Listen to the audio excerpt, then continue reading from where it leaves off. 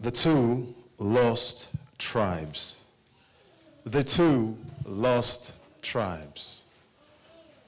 What a tragic would it be to be a church goer but never to find yourself in heaven. What a tragic would it be to be a singer but for Jesus to never recognize your voice. What a tragic would it be to hold a position in church but for God to say, I never held a place in your heart. It's a tragic thought that none of us dare and want to entertain. And for that reason, that's why we all have come to church, because we desire to be saved. We all have hope to be saved. If you knew all the efforts you did today was not going to result you being saved, none of you would have attended church. But everyone has attended church because they have hope. But can I throw a little challenge on that too? There are many people who hope to be saved, but unfortunately are not going to be saved because they do not now choose to be Christians. Such individuals who unfortunately who have lived life on earth but will find themselves outside the golden city, fortunately they will be among the two lost tribes. The Christians who desire to be saved but unfortunately will not be in the Jerusalem city will be among the lost two tribes, which I hope to faithfully present to you. And if you find yourself among these two tribes, it's my prayer that you will make the necessary steps that I will provide for you towards the end, so you will be among the 144,000. The 144,000 are a people that John saw in the book of Revelation chapter 7, who were sealed on their forehead. Somebody may say, are you sure that in the last days there will be only 144,000 people saved? Friends, it's not my words, it is the Bible that says that. I wish I didn't believe it, but it's so hard to say that this message is wrong when in the life of Noah, when he preached for 120 years, only 8 people in his family were saved.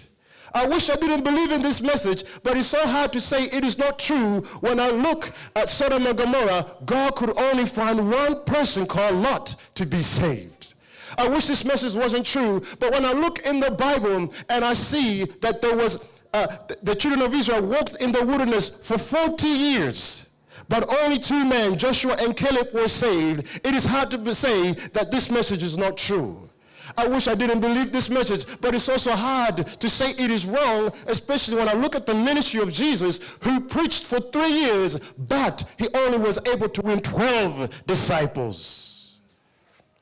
Friends, this message is so emotional for God, and it is so emotional for me, because when you look in history, God has only been able to find one faithful person.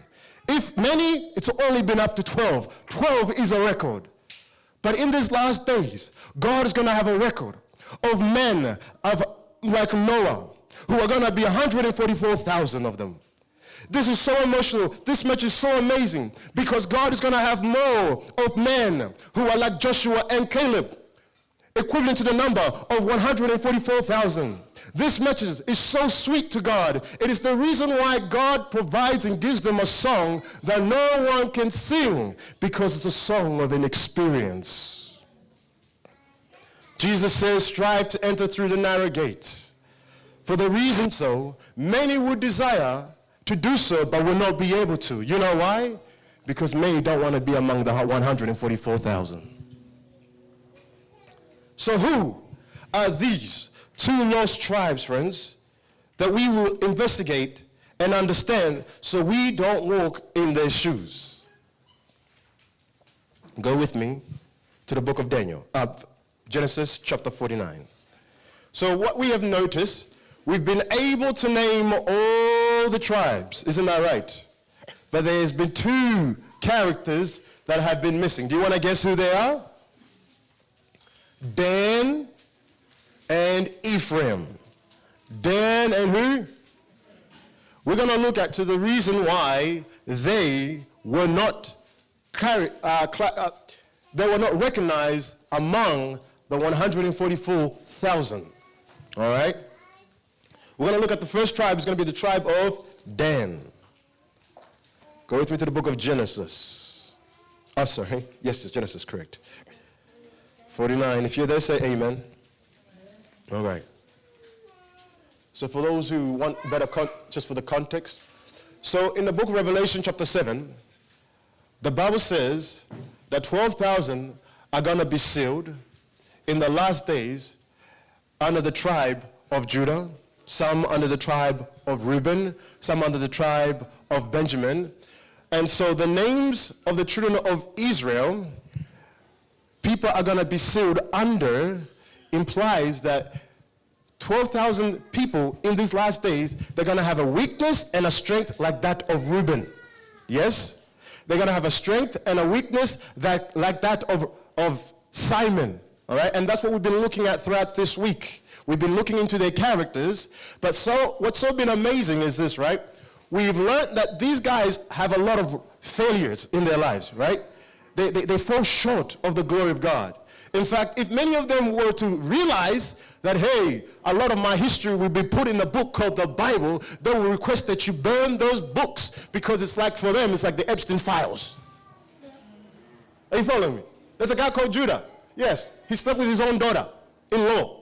He will request, burn those files. I don't care. I don't want people to know that about me. Are you following me?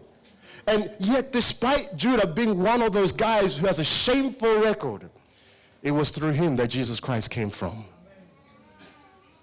The reason so is because he treasured, he valued the blessing of knowing one day the Messiah can come from my bloodline if I desire him more than anyone else.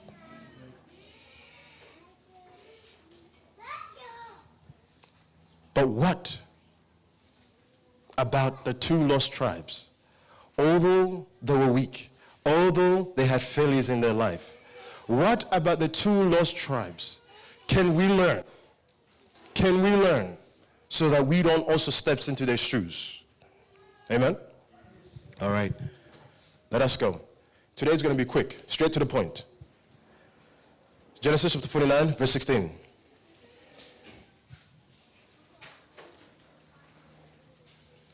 If you're there, say amen. All right. You guys know the custom how I like to read? All right. The Bible says this, right?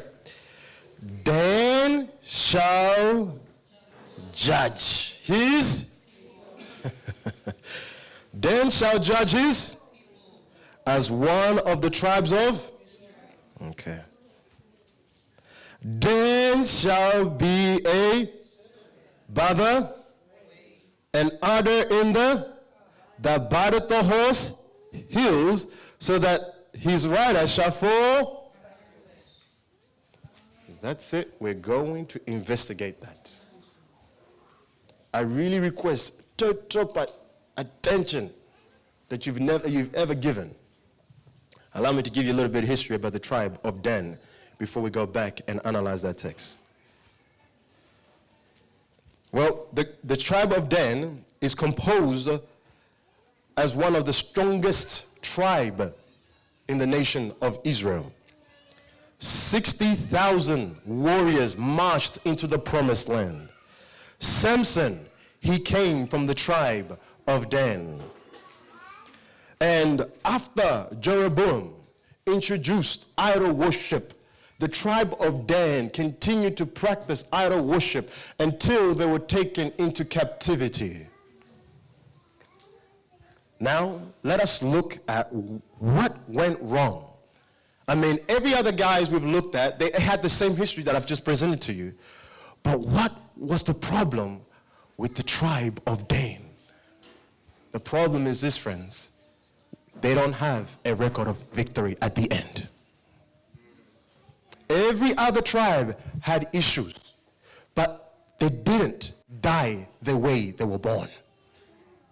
Every other tribe had weaknesses, but their weaknesses didn't define them till the day they died.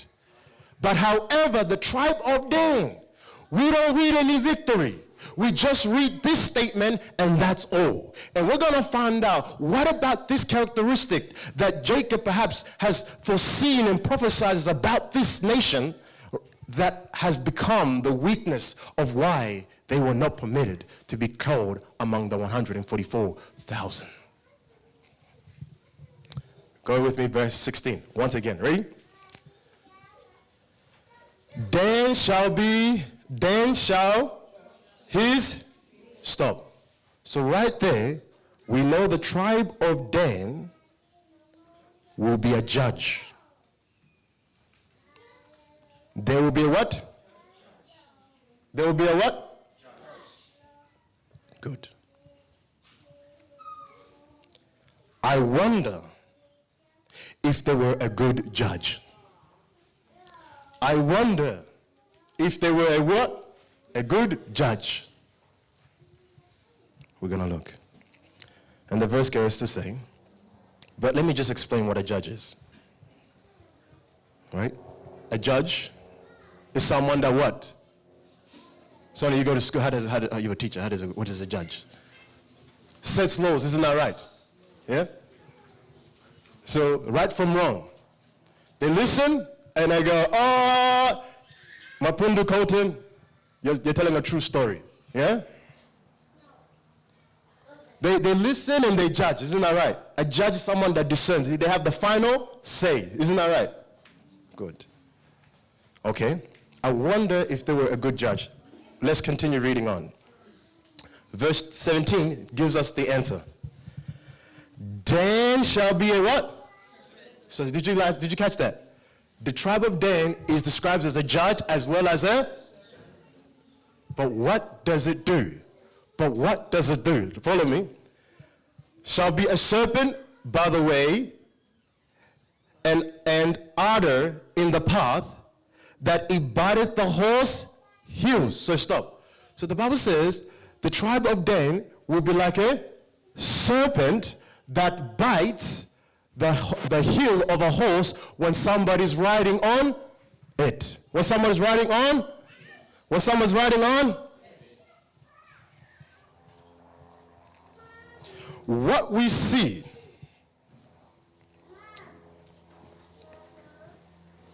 before I go there, let me what do you call somebody that bites you at the back? A back what? What do you call somebody who bites you at the back? Backbiter. What? What? The church is really quiet. Oh, look. Move on, preacher. Move on, preacher. A what? A backbiter. What we see in the nature of the tribe of Dan is that they exercise a poor judgment in assuming things about others and beat them at the back. They were judgmental and did a wrong judgment on certain people and executed a certain judgment towards some people. To help you understand what a backbiter is, it's a gossiper. It's a what? Let me help you here. I remember one preacher I listened to, he made a few good points about gossipers. And this is what he said. Gossipers are always experts without credentials. They know things about people even victims do not know. Gossipers separate friends. Gossipers have no hope of eternal life unless they quit their gossiping. Gossiping is information passing information that will only hurt people. Dismiss gossipers and their gossip. Dismiss gossipers and their gossip because they are preaching the wrong gospel.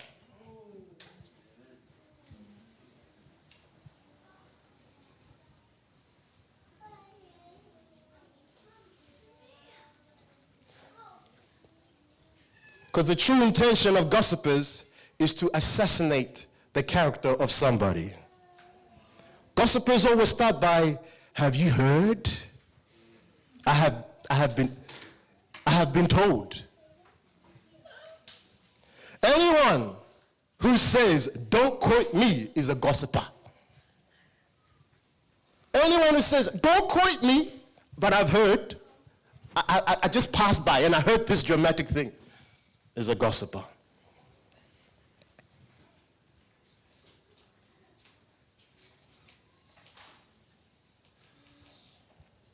Gossipers are always the first to part company or to be silent when their victims approach them. Yeah, I heard you say something about me. So what I was trying to say, they listened the seriousness of what they were trying to say before. No, you don't understand. Like, I think they exaggerated, you know, you don't understand. They just exaggerated. So, bro, I know you're a good person, you know. You were just killing time, you know. Gossipers. It destroys friendship.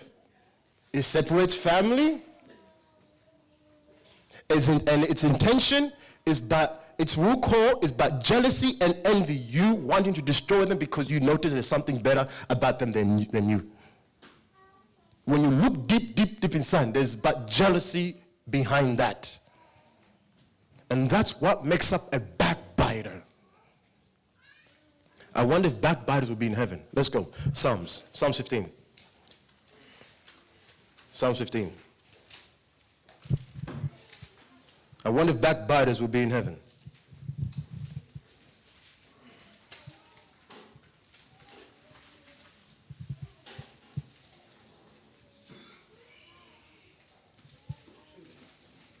Psalms 15, if you're there.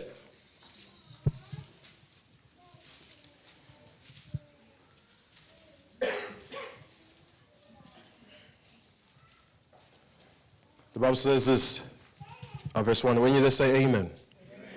Okay, the Bible says this, Lord, who shall in thy, talk to me, what is the tabernacle? Is the dwelling place of who? Okay, so the Bible is asking a question. Who will abide where God abides? Now you want to listen. Who shall dwell in thy holy hill? He that walketh upright, worketh, speaketh the truth in his, he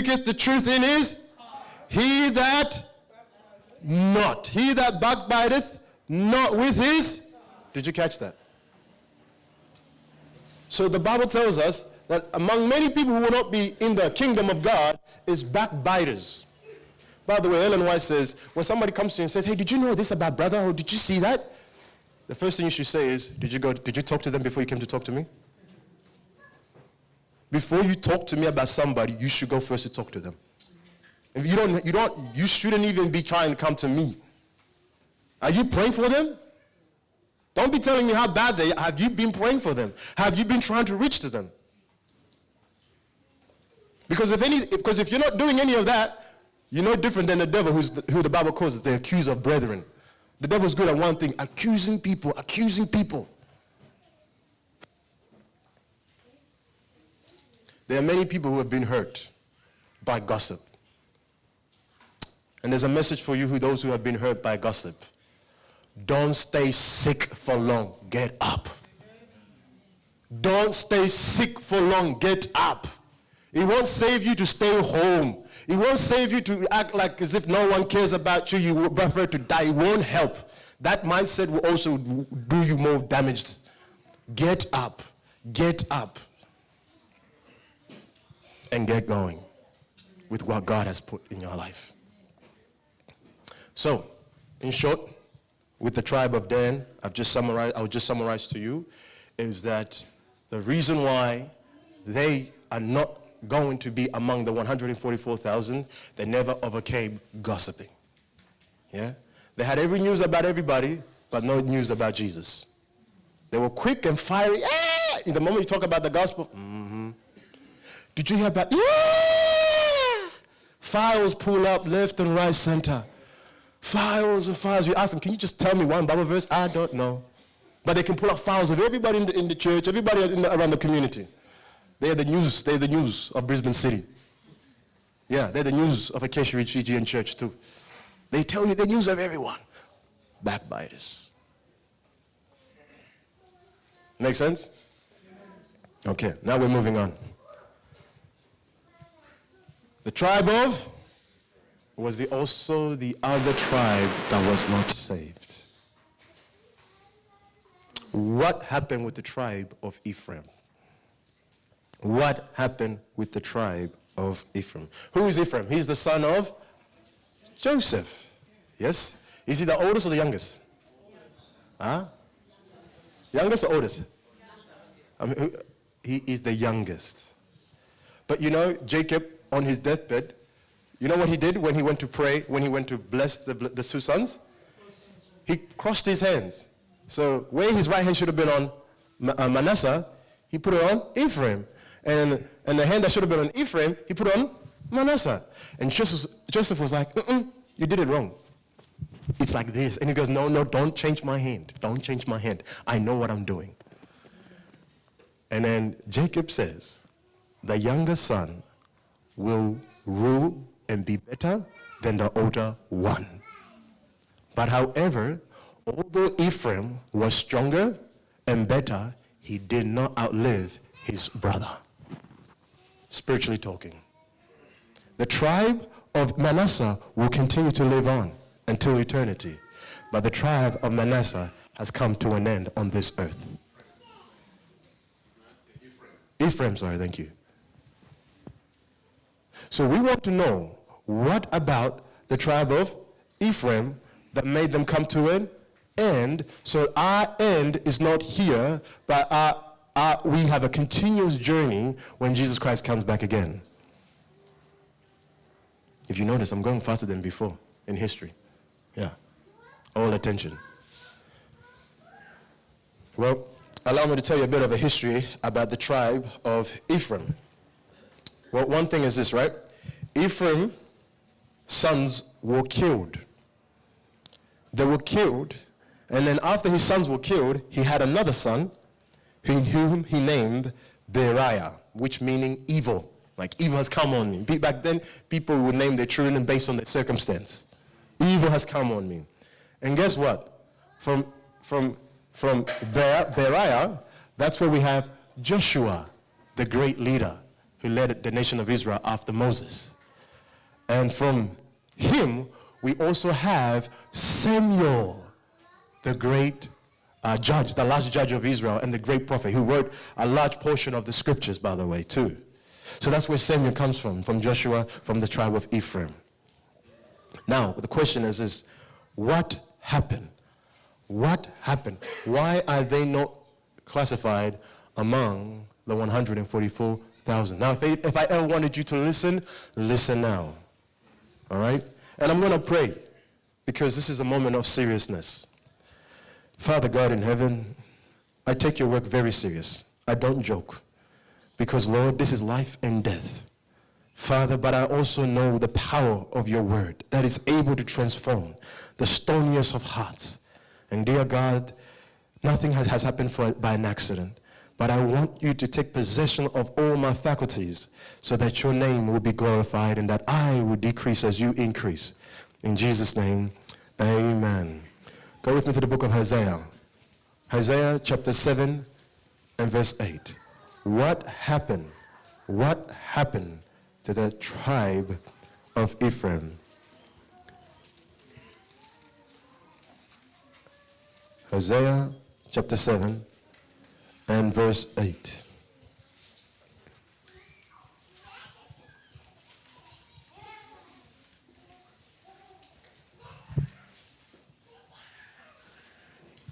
If you're there, say amen. Okay, listen.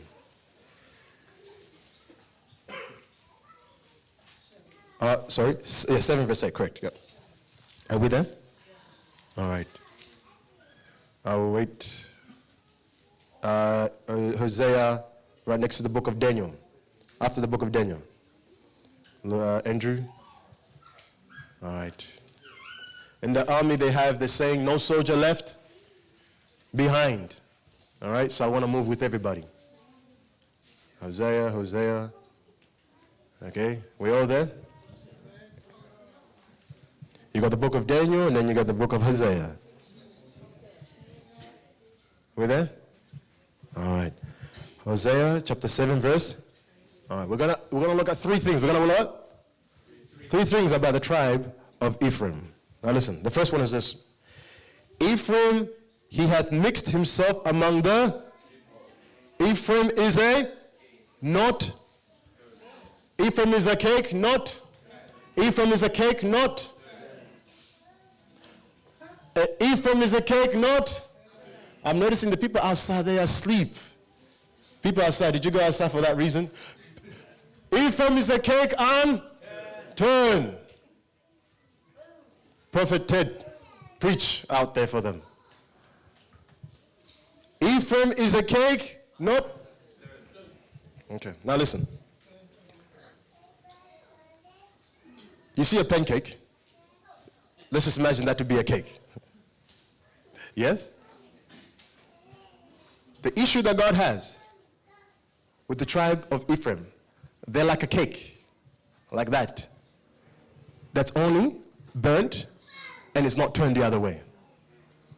It's unequally what? No, what I'm trying to say is it's not properly cooked, yeah? I want you just to take my one, okay? It's not looking nice. Are you following me? We got one side completely not cooked. Yes? People outside, yes? Well, next time we have service in here, everyone's going to be in here. Yes? Yes. All right? So it's like that. Now listen. Did you know, in the Bible, when people wanted to cook a cake, they put it in the oven. Did you know that? Are you following me? They put it in where? Did you know that the Bible also describes the oven to be a place of trials? Yeah? Now listen. God, after time, again and again, was leading the tribe, the people of Ephraim, through circumstances that he hoped will help them to turn to him so that they could have a transformed life. But the issue that God kept having is this, that the tribe of Ephraim kept coming back the same way after God led them through a situation in life. God is trying to turn them. He's trying to turn them to him. But instead of getting something different, he's still getting the same results like a pancake or like a cake that is not turning the other side.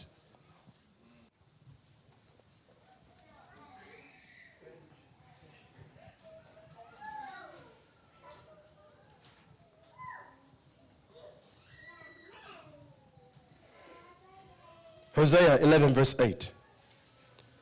Listen to the cry of God before we unfortunately hear the bad news. Listen to the cry of God. Hosea 11 verse 8. Listen to this. How shall I give thee up, Ephraim? How shall I give thee up, Ephraim? Oh, we're not there yet. This is God saying, how shall I give thee up, Ephraim? How shall I deliver thee, Israel? I want you to just focus with me on the first sentence of God. God is saying, how can I give thee up? In that question that God is asking, he's also wondering, who can I replace you with? God has no one to replace Ephraim with. But that's the situation that he's in right now.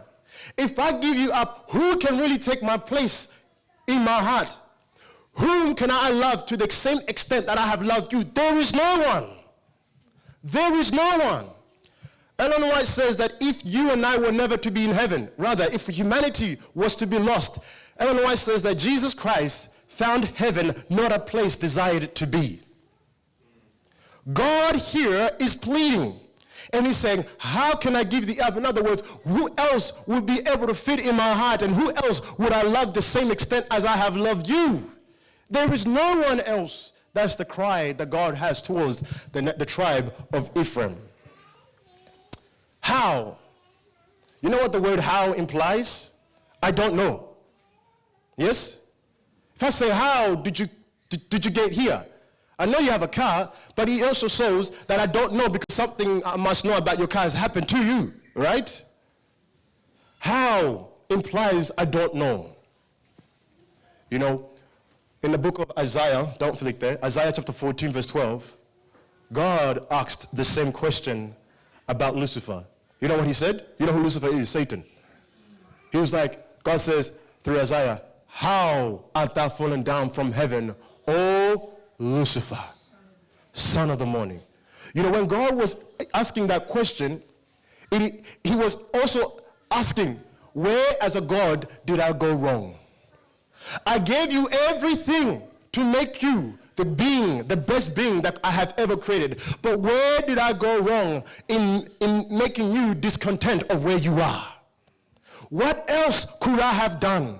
How could I have been a better God? Show me, because as a God, I want to get down on my knees and repent as if I've done something wrong to you. How can I give you up? That is the cry that God has towards Hosea, the tribe of Ephraim.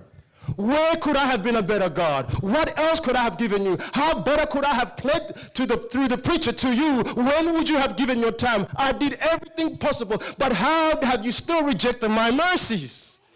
That is the inward cry that God has towards the tribe of Ephraim. He had towards Satan himself, and he also had towards the nation of Israel altogether. How have you become the harlot? Where have I gone wrong? What else could I have done better? Should I have chosen a different speaker to speak? Maybe then things would have sorted out. But even then, if I had even brought an angel, you still wouldn't have changed your ways. Where did I go wrong? Is the inward cry that God is expressing right here. I want you to understand, when God has to give up somebody, it's not easy. When God has to give up somebody, it's not easy, because in Revelation chapter 3, the Bible says this, right? God says to the church of Laodicea, I want you to be cold or hot. Don't be sitting on the fence.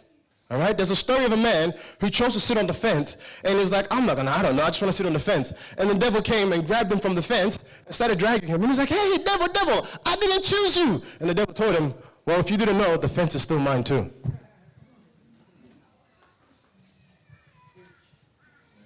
And so God, he says in the book of Revelation, chapter 3, I'm going to spew you out because you're not deciding me. Now, I have my little brother here, and I asked him, Andrew, can I talk about you? And he goes, no. By the way, it changed his life. Okay, go tell people. So that's how I get the permission. When he was a bit young, it was sometimes tough taking him to places. Because the moment I stepped out of the car, I want to get out. I want to go home. I want to get home. So it was always like, oh, it's going to be a risk because I'm only going to be here for 20 minutes and then I have to go home because he's not going to stop complaining. So it was always a risk on my end. So every time I took him out, I had to make sure, are you sure you're going to be quiet the entire time? And I decide to go home, even if it means 4 hours later. Yes. You see, God, the reason why God wants you and I to make a decision, friends, is because he doesn't want you to be that child in heaven saying, I wish I was never here. I wish you just kept me out. I don't find this thing fun because I never found it fun on earth. Just take me out. He doesn't want you to make heaven annoying and sad for everybody else when everybody has this desire to be there. It's not easy when God has to give up on you. God says, I will spew you out. Don't think that you're coming from his stomach. You vomit and things come from your stomach. But when God says, I will spew you out, you're not coming from his stomach, friends. You're coming from the bottom of his own heart. That's why it is so emotional, it's so tough for God to give up on somebody, because you're coming from somewhere very special. It is so hard for God to give you up, friends. But how could he have been a better God to you? Till now, you have not accepted him. How could he have been a better God to you. Till now, life hasn't changed. How could the message been better? Till now, yet we're still choosing to walk away from this message, perhaps thinking we can just hope we will get another powerful message like this another time. How?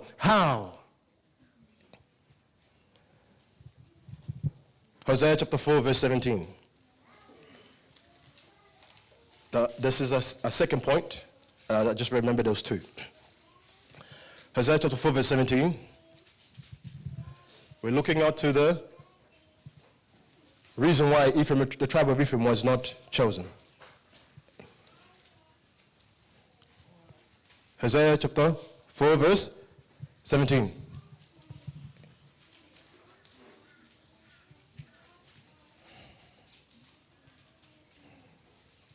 The Bible says this here, Hosea chapter 4, verse 17. Ephraim is joined to, let him. God had enough. Preachers, let her alone. Angels, let her alone. Don't worry about convicting her anymore. Don't stop. She has fully decided to join on to her idols, and there is nothing I can do. God has reached an end point to the tribe of Ephraim right here. What could I do? I tried. Let her go. God has a point when he has to let people go. He let the tribe of Ephraim go. That's why we don't see them among the 144,000. I heard a preacher once say to me, when we no longer mourn of the things that once made us weep, it is a sure sign we no longer stand where we once stood. I remember one time I was invited to a church in the Gold Coast, and I was preaching a message, no mercy. And then there was a man in the congregation. Man, it was really scary, I tell you. He stood up and he started shouting at me. And he pointing his fingers at me. Like as we see in the Bible when Jesus Christ was preaching. And everybody in the church stood still. Because you know why?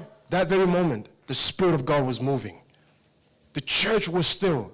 And this man was so agitated, so disturbed to the point he couldn't help himself but stand up and try to stop me in my preaching. But what that man didn't know, behind me, when I challenge people with God's word, I carry a heavy weight of words of hope. Behind me, when a message is heavy and tough, indeed it is tough for me too. Behind me, I seize and I seek for words of hope to comfort God's people. That's why we are called, there is hope. There is hope. If a tree be cut down, that it will sprout up again. There is hope. If your relationship with God has been cut, it can come back again. There is hope. If you are spiritually withering away, you can come back again. There is hope. If you are dead, you can come back again, because Jesus Christ resurrected the dead. I love the words of Martin Luther, who once said, when I look at myself, I don't see how I can be saved. But when I look at Christ, I don't see how I can be lost. A preacher once told me, just as you take your notes in church, so is the devil. Just as you are taking your notes in church, I want to be committed. The devil's taking his notes to knock you off. Just as you are taking your notes in church, so is the devil. Come to God, O sinner, just as you have feel undone. Jesus Christ has done all that needed to be done for you at the cross. Because he that soon waits to change, waits for eternity. He that soon waits to change, waits for eternity. Eternity is ever going. You will never get there if you wait to feel right. Come to Jesus and he will make you feel right.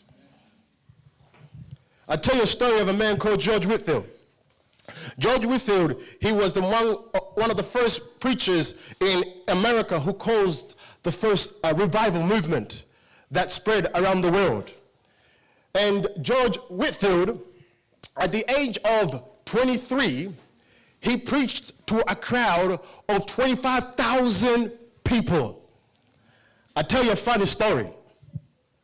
So one man decided to come to his presentation with a pocket filled with rocks to peg on his head once he began to preach. Yeah, so this guy literally came on one of his presentations, a pocket filled with rocks, and ready to peg at his head the moment he began to preach and knock him off. But as George Whitefield started to preach his heart out, he started pleading with the multitudes. Something dramatic started to be noticed about this man. The stones he had in his hand and that which he was going to cast at George Whitefield all began to drop one by one until they were all out. You see what had happened, friends? God had taken his heart of stone and transformed it into a heart of flesh. George Whitefield had a brother, on the other hand, who had forsaken God. And one day he went to sit down with this lady, and he shouted, "I am lost!" The lady looked at this brother Whitefield and said, "Excuse me, Mr. Whitefield, what did you just say?" "I am lost." The lady said, "I am glad of it." And Whitefield was like, "Excuse me, you lady, how could you say that you're glad that I am lost?" The lady replied, "I am glad that you are lost, because the Son of Man came to seek and to save that which was lost."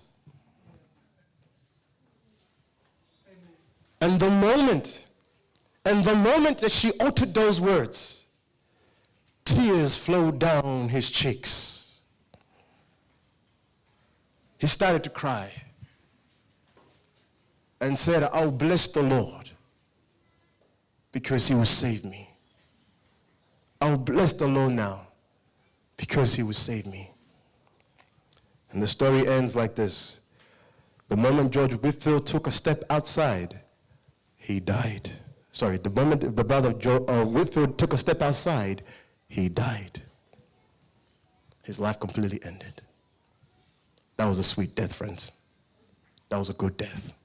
That was a good timing for God. God timed it right. God timed it right. Because he knew what was waiting for him if he didn't catch him early enough.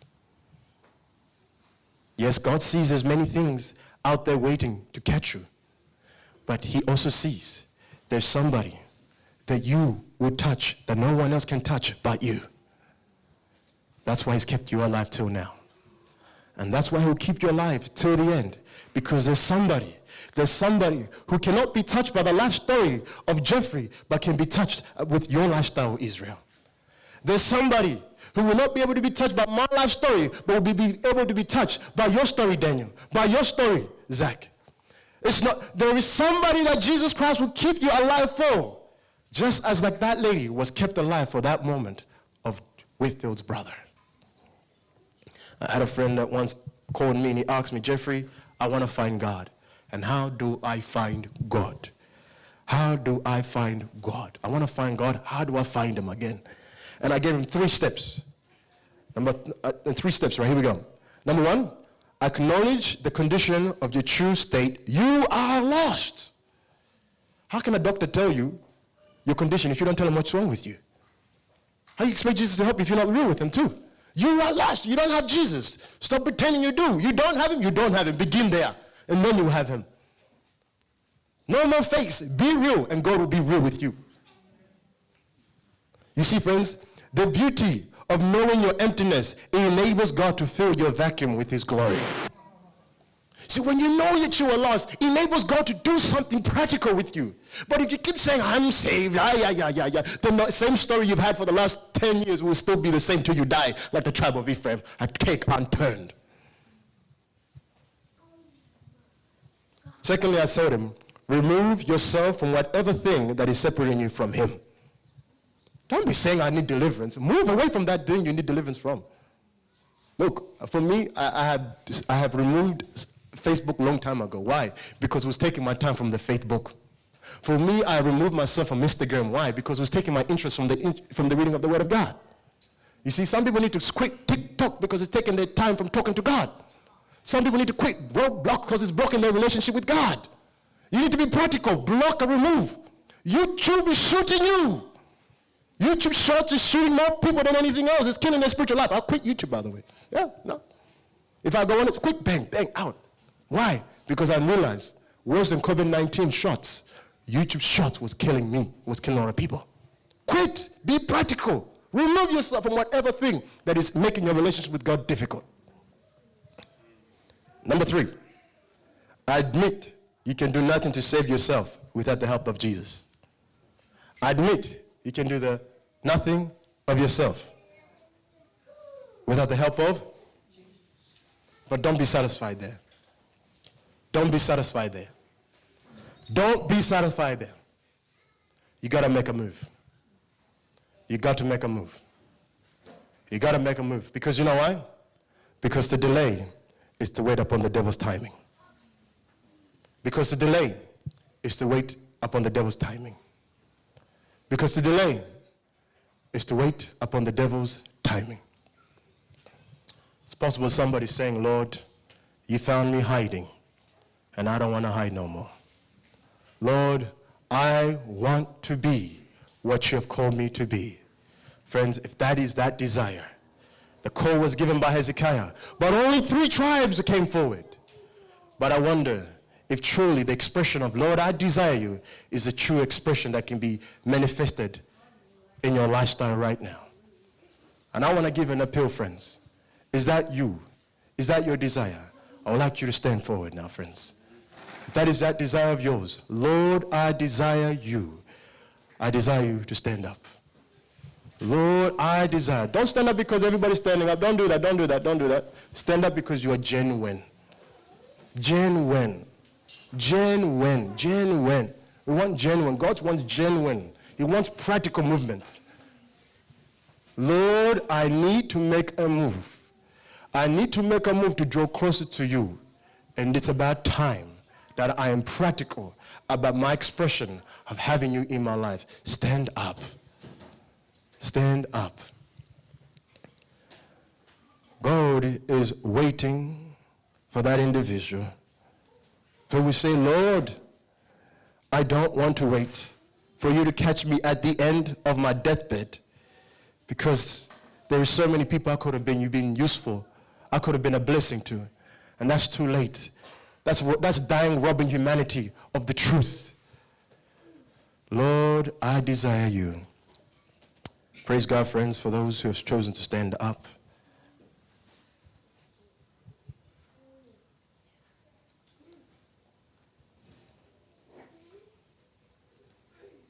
Is there somebody who is interested in engaging in baptism classes? Can I just see your hand? I'm interested in engaging in baptism Bible classes. I'm doing that right now practically with people. And this is me saying, look, I'm not just leaving you here. Let's walk now. Let's take the walk. Amen, sister. Anyone else? Lord, I desire now. I desire to be baptized. Do we have a hand who wants that wish right now? Lord, I desire. Lord, I desire. I have a website, and I will want to also extend another appeal there. I do weekly Bible studies with people. And this is my extension saying, let's make this talk real. Don't just say, I want to stand up like everyone else does all the time. Okay, I want to have a continuous relationship with God. My second appeal is, if that is your desire, you want to join that weekly Bible study talk I do every week, put your hand up. Yeah, Lord, you can find me on my website, and there you can send me an email, and then we can begin the walk of faith, friends. Amen? Now, where you are, I'm just going to kneel down and pray.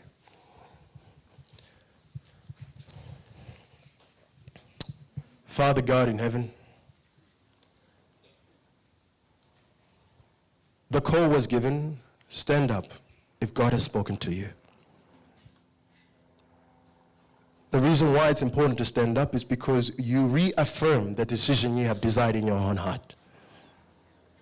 That's why Jesus asked, do you want to be made whole? It's not like Jesus didn't know. Jesus knew.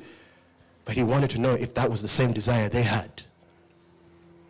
Father, these are individuals who's chosen to say, oh God, you've spoken to me. I have identified areas in my life that could be improved, that could be transformed.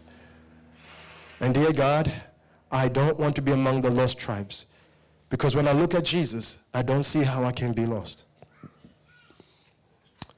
And dear Heavenly Father, I do humbly thank you so much, Lord, for this has been a powerful week. I myself can testify. Father, you've moved in ways, dear Lord, I never thought you could move. And dear God, it's all to say, Lord, that God, it's about time that the loud cry be given a certain sound, and that God, we become prepared to be numbered among the 144,000. I thank you so much, dear God, that we don't need to be discouraged because you don't choose the best. You always somehow are always attracted to choose the worst of the worst. Because, oh Father, indeed, with that, they come with great humility, with a sense of nothingness. Who am I till the very day they die, especially when they know where you've taken them from. Father, I ask for those who have chosen to stand up, may they continuously stand up for you in all seasons and all times. And may you give them the strength and the courage to keep press on forward, because time is not on our side. And we thank you, dear God. You have found us with words of comfort, with words of love, and not with harsh words to scare us. But Father, all the response has been because of your appeal of love to us.